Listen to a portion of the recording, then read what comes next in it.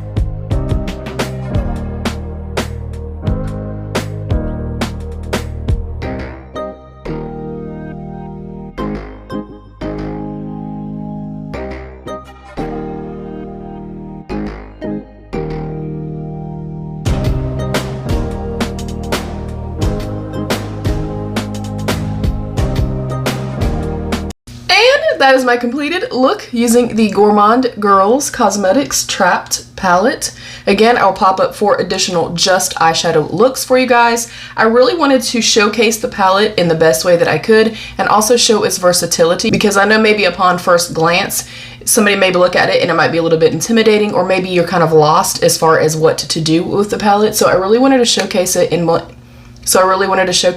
multiple ways. Again, all the deets and everything are going to be popped on the screen throughout the video, as well as in my description box. And you can use affiliated code RIRI10 for 10% off. I will be picking up a highlighter as well as a few lip products, and I'll come back and visit those when I get those. I will get up close and personal as I always do, and then I will showcase the other 4 looks for you guys.